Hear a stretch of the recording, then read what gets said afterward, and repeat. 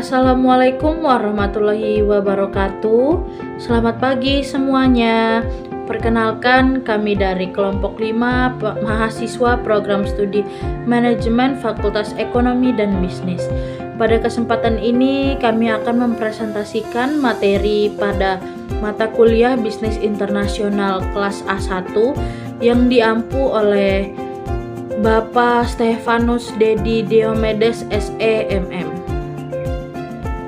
Baik, sebelumnya perkenalkan saya Siti Maisyaro dengan NPM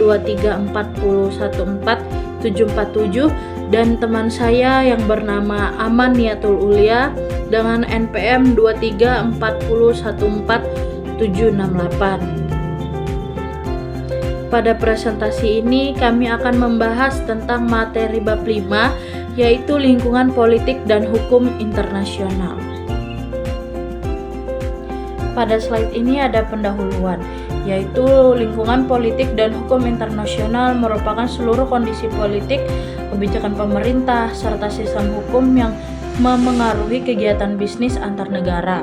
Nah, setiap negara memiliki aturan, stabilitas politik, dan kebijakan ekonomi yang berbeda, sehingga perusahaan harus mampu memahami kondisi tersebut sebelum melakukan investasi atau ekspansi ke pasar internasional. Pemahaman terhadap lingkungan politik dan hukum sangat penting karena dapat membantu perusahaan mengurangi resiko, mematuhi peraturan yang berlaku, serta menjaga kelangsungan operasional bisnis di berbagai negara. Selanjutnya ada resiko politik. Resiko politik adalah kemungkinan terjadinya perubahan kondisi politik suatu negara yang dapat mempengaruhi aktivitas perusahaan internasional. Nah, resiko ini dapat menyebabkan kerugian finansial, gangguan operasional, bahkan penghentian kegiatan usaha. Berikut ada beberapa bentuk resiko politik. Jadi yang pertama itu ada perubahan kebijakan pemerintah, yang kedua ada pergantian pemerintahan, yang ketiga ada konflik politik atau perang, yang keempat itu ada demonstrasi dan kerusuhan, yang kelima itu ada nasionalisasi aset perusahaan asing, dan yang terakhir yaitu ada pembatasan investasi asing. Nah, jadi perusahaan ini perlu melakukan analisis risiko politik sebelum memasuki pasar internasional agar dapat menentukan strategi yang lebih tepat. Selanjutnya ada dampak risiko politik terhadap perusahaan.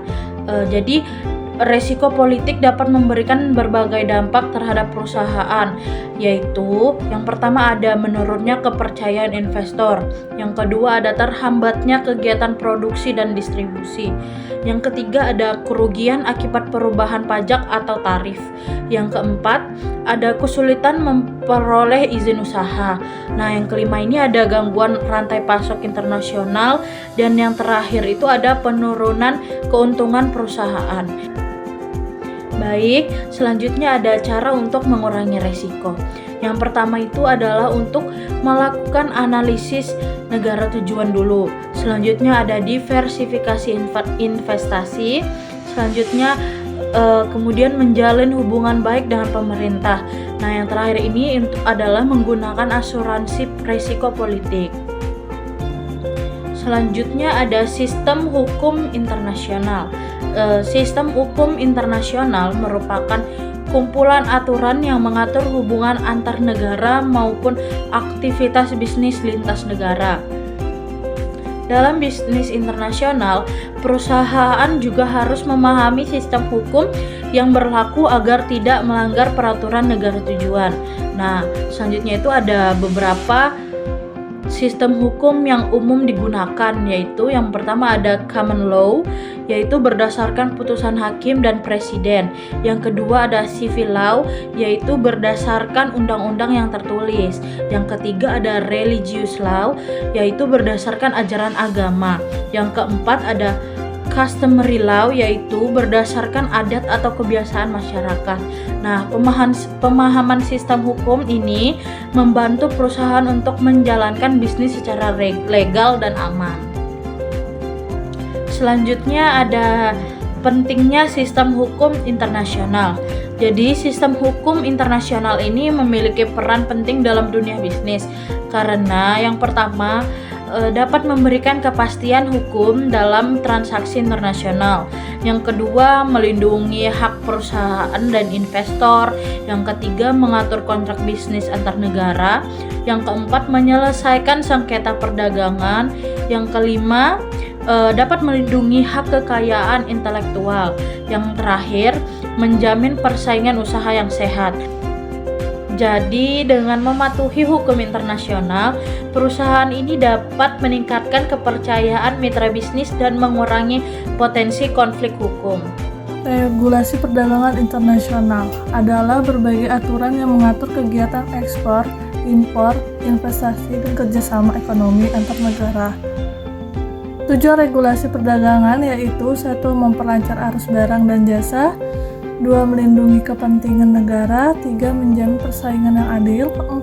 Meningkatkan pertumbuhan ekonomi, 5. Mencegah praktik perdagangan yang merugikan.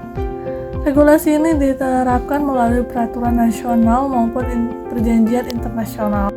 Beberapa bentuk regulasi perdagangan internasional meliputi 1. Tarif bea masuk, 2. Kuota impor, 3. Standar kualitas produk, 4. Sertifikasi keamanan produk.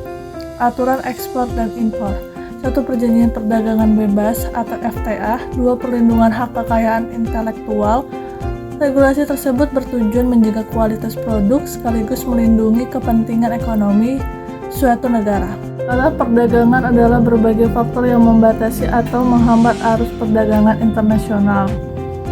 Hambatan tarif, pengenaan pajak terhadap barang impor sehingga harga menjadi lebih mahal.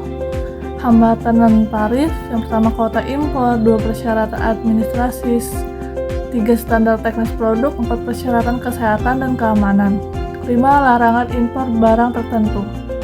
Hambatan ini dapat mempengaruhi daya saing perusahaan di pasar internasional maupun negatif.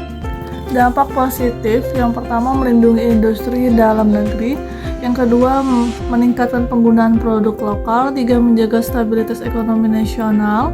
Sedangkan dampak negatifnya, 1. Harga barang impor meningkat, 2. Pilihan produk menjadi lebih sedikit, 3. Persaingan bisnis berkurang, 4. Hubungan dagang antar negara dapat terganggu.